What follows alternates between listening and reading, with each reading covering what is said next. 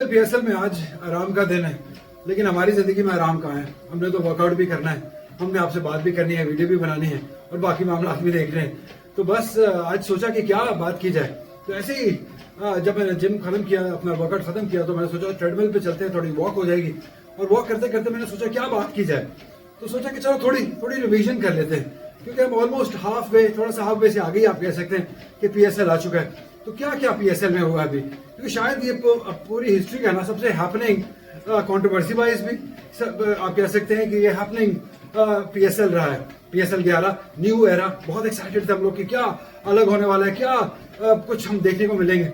लेकिन इसको पहला धचका तब लगा जब ये पता चला हमें कि क्राउड अलाउड नहीं होगा, क्योंकि एनर्जी सेविंग हमने करनी है, हमने पेट्रोल ज्यादा नहीं लगाना है। तो जिसकी वजह से क्राउड को हम जितना लिमिटेड कर सके, जितनी लिमिटेड मूवमेंट कर सके लोगों की, उतना ही बेहतर है, विच इज अंडरस्टैंडेबल। क्योंकि जिस तरीके से खत्ते के हालात थे, नहीं पता था क्या होने वाला है, क्या फ्यूचर होगा, पेट्रोल कितना आएगा, एनर्जी के क्या हालात होंगे। तो इट वॉज टोटली अंडरस्टैंडेबल। तो वो हमने समझा। 2 ही स्टेशन तक महदूद कर दिया गया क्रिकेट को, लाहौर और कराची। उसमें मुझे थोड़ी डिसअपॉइंटमेंट हुई पेशावर और फैसलाबाद दोनों के लिए। फैसलाबाद में भी पहली बार जा रही थी एचबीएल पीएसएल, पहली बार वहां मैचेस खेलने जाने थे। क्रेजी क्रिकेट, क्रेजी शहर है वो, बहुत रश होता है वहां पे। अभी हमने जब चैंपियंस कप भी किया था, ऑलमोस्ट एवरी गेम हाउसफुल। उसके बाद पेशावर भी, नेशनल T20 भी हमने वहां पे किया, मैं कमेंट्री करने के लिए वहां था। तो इतना जो मैंने शायद ये शोर करने वाला और क्रेजी क्राउड मैंने अभी तक, मुझे लगता था कि लाहौर का होगा, लेकिन लाहौर को अगर किसी क्राउड ने बीट किया है ना, तो वो पेशावर का क्राउड है।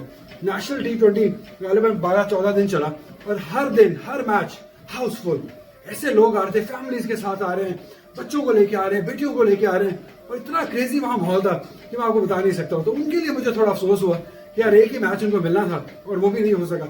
बट एटलीस्ट सोच में है, अभी नहीं, अगले साल नहीं, उससे अगले साल भले कहीं ना कहीं मुझे लगता है कि पेशावर को मैचेस मिलेंगे, इंटरनेशनल मैचेस मिलेंगे। तो ये पहले एक आधे शुरू होने से पहले एक आधे दिन की जो कहानी थी वो इस तरीके से थी। उसके बाद हमने देखा कि पहले 2 दिन प्रोडक्शन के थोड़े इश्यूज रहे, थोड़े वो हो जाते हैं। जब पहला इवेंट इस तरीके से शुरू होता है तो पहला एक आधा दिन थोड़ा मुश्किल होता है, तो वो भी हमने देखा हुआ। उसके बाद आपको याद हो किट का एक इशू आया था, जिसकी वजह से वो बॉल पिंक सा हो गया था, जो व्हाइट बॉल था।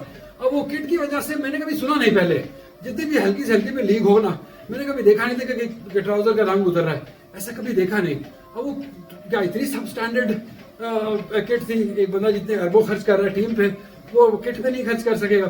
वो या वो किट थी या कुछ थूक लगा के जिसने कोई क्रीम श्रीम या कोई गम शम अंदर गई थी, जिसकी वजह से वो कलर चढ़ गया था। लेकिन वी डोंट नो, ये मैं सिर्फ ऐसे ही एक अंदाजा, एक तुक्का लगा रहा हूँ कि शायद ये भी हो सकता था, but we don't know yet. वो हुआ। तो उसके बाद टेम्परिंग का इशू आ गया, जब फखर जमान को 2 मैचेस के लिए बैन किया गया। वो लड़ते रहे, अपील करते रहे, लेकिन वो बैन एज इट इज वहां रहा। उसके बाद साथ ही अपने नसीम शाह ने ट्वीट कर दिया, जो कि उनको बिल्कुल नहीं करना चाहिए था, जो कि बिल्कुल अनकॉल्ड फॉर था। जब आप कॉन्ट्रैक्ट में होते हैं तो आप ऐसे नहीं कर सकते हैं। तो वो भी एक कॉन्ट्रोवर्सी रही, जिससे हम अभी निकले ही थे कि हमने देखा कि कराची के प्लेयर्स को इजाजत मिल गई कि वो अपने छुट्टियां मनाने चले गए, और वो ऐसे गए कि वो वापस ही नहीं आए। उनकी टीम का जो मोमेंटम था उसका बेड़ा गर्क करके रख दिया उन्होंने। तो फिर ये कुछ दिन की कहानी थी। फिर क्रिकेट आहिस्ता आहिस्ता नॉर्मलाइज होती गई, चीजें हर चीज बेहतर होती चली गई। क्रिकेट जो है फिर कराची गई, और वहां पे जाके फिर मसला आ गया, और वो मसला था पिचेस का।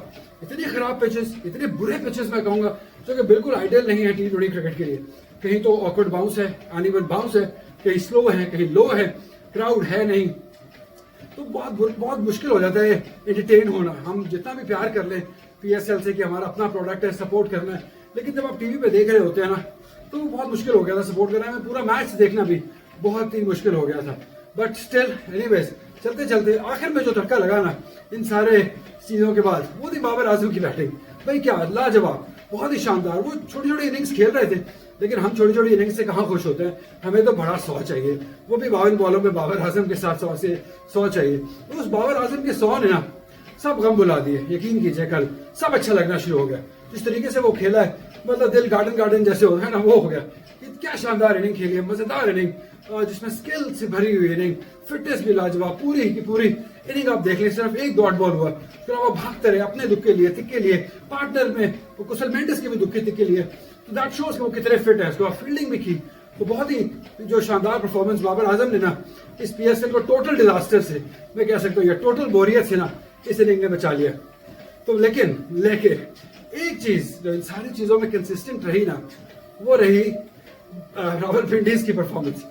हर चीज बदली, माहौल बदला, जज्बात बदले, रीजन के हालात बदल गए, लेकिन नहीं बदले तो रावलपिंडीज की प्लानिंग नहीं बदली, उनकी स्ट्रैटेजीज नहीं बदली।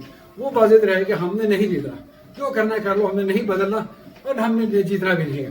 तो वो सब कुछ बहुत ही हैपनिंग रहा पहले 8, 10, 12 दिन जो PSL के हुए, बट अल्लाह का शुक्र है अब चीजें नॉर्मलाइज हो गई हैं, ऑन ट्रैक है। अब कल से कराची और लाहौर दोनों जगह मैचेस खेले जाने। लाहौर में दोपहर को खेला जाएगा, रात को कराची में खेला जाएगा। इसी तरीके से अगले 5-7 दिन क्रिकेट खेली जाएगी। उसके बाद जो प्ले ऑफ एंड फाइनल है वो लाहौर के गद्दाफी स्टेडियम में ही खेला जाएगा। तो ये न्यू एरा के हालात रहे अभी तक। तो अभी तक ये देख लेते हैं कि कौन सी टीम, ये तो अब बहुत ही क्योंकि इंपॉर्टेंट हो गया अब से ये जानना कि कौन सी टीम टॉप पे है, कौन सी नीचे है। आई गेस टॉप और बॉटम का तो हम सबको पता ही है, जो मिडिल वाले हैं उनका जो है वो बहुत ही जरा इंटरेस्ट वाली बात है कि कौन सी टीम आगे जा सकेगी, कौन सी नहीं जा सकेगी। तो जरा पॉइंट्स टेबल पे भी नजर मार लेते हैं। पहले नंबर पे पेशावर ज़ल्बी 15 पॉइंट्स के साथ, ये तो हम सबको मालूम है। मुल्तान सुल्तान बहुत अच्छी क्रिकेट खेली है, बहुत ही मतलब आउटस्टैंडिंग कप्तानी एशटन टर्नर की, one of the best captain हम कहेंगे, वो 10 पॉइंट्स पे है। उसके बाद इस्लामाबाद यूनाइटेड 9 पॉइंट्स के साथ है। बहुत ही मतलब जैसे होते हैं इस्लामाबाद यूनाइटेड, ना बहुत ज्यादा अच्छे ना बहुत ज्यादा खराब, मिडिल में चल रहे हैं, बहुत अच्छा। कोयटा ग्लैडिएटर्स चौथे नंबर पे है, लेकिन शायद ये चौथे नंबर पे ना रहे, क्योंकि जिस तरीके से इन्होंने भी आखिरी 2-3 मैचेस खेले ना, बहुत ही डिसअपॉइंटिंग। हैदराबाद किंग्स, ये टीम मुझे पसंद है, जो कि 5वें नंबर पे है। इन्होंने जैसा पिकअप किया ना मैक्सवेल के आने के बाद, 3 के 3 मैचेस जीते हैं और 6 पॉइंट्स पे अपनी टीम को ले आए। और नेट रन रेट भी नेगेटिव में है, अभी 0.34 है, बट वो मैनेज हो जाएगा अगले मैचेस में। उसके बाद लाहौर कलंदर्स अनदर डिसअपॉइंटिंग। इनका भी ना मतलब कभी खुशी कभी गम वाला हालात है, कभी बहुत अच्छे हो जाते हैं और कभी अगले दिन उतने ही बुरे हो जाते हैं। तो इनकी परफॉर्मेंस को आप प्रेडिक्ट नहीं कर सकते, ना ही कोई इनके बारे में आप राय कायम कर सकते हैं। कराची किंग्स वही बात कि छुट्टियों पे गए, वापस ही नहीं आए, अभी तक छुट्टियों पे है। डेविड वार्नर भी अभी तक छुट्टियों पे। रावलपिंडी कोई बात नहीं, पिंडी को हम भी माफ करते हैं, पहली बार है, इतना बड़ा शायद वो इवेंट खेल रहे हैं। उनको ओनर्स ने कहा कि हमें फर्क नहीं पड़ता है, आप परफॉर्म करें ना करें, जीते ना जीते, हमें फर्क नहीं पड़ता है। तो फिर चले, हमें भी कोई फर्क नहीं पड़ता है। तो आप परफॉर्मेंस की तरह बात करें तो नंबर 1 पे कुशल मेंडिस, सरप्राइज, बहुत ही सरप्राइज। इन्होंने पिछली दफा कोयटा से खेले थे, बहुत अच्छा साथ दिया उन्होंने बाबर आजम का।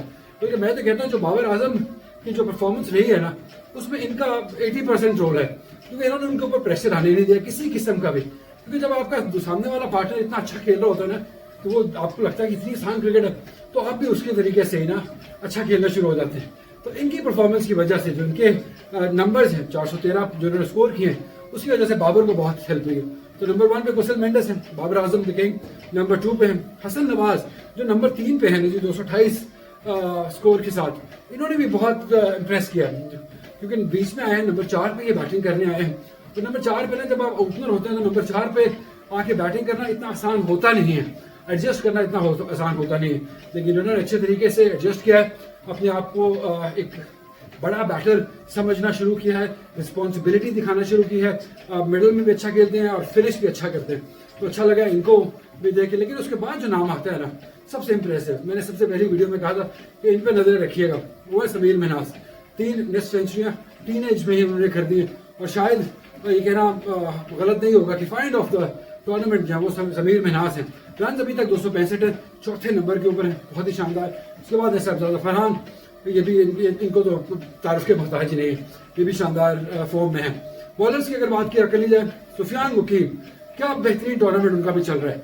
आई गेस पूरी बॉलर्स में अगर पूरी कहीं भी नजर दौड़ाई जाए ना, तो सबसे अच्छी बॉलिंग जो है ना वो सुफियान मुकीम कर रहे हैं। अच्छी पेस से बॉल कर रहे हैं, अच्छे एरियाज में बॉल कर रहे हैं और टर्न कर रहे हैं। तेज टर्न जब आप करते हैं और लेफ्ट आर्म इस एंगल से बहुत मुश्किल होती है। और तो उन्होंने उनकी भी जिससे परफॉर्मेंस है, जैसी वो विकेट हासिल कर रहे हैं, लाजवाब 17 विकेट उन्होंने हासिल किए। उसके बाद शाहीन आ जाते हैं, उनकी भी अच्छी परफॉर्मेंस है, 13 है। हसन अली हैं, हसन अली के आखिरी 2-1 मैच खराब गए, लेकिन शुरू में टूर्नामेंट उन्होंने भी बहुत अच्छी बॉलिंग की थी।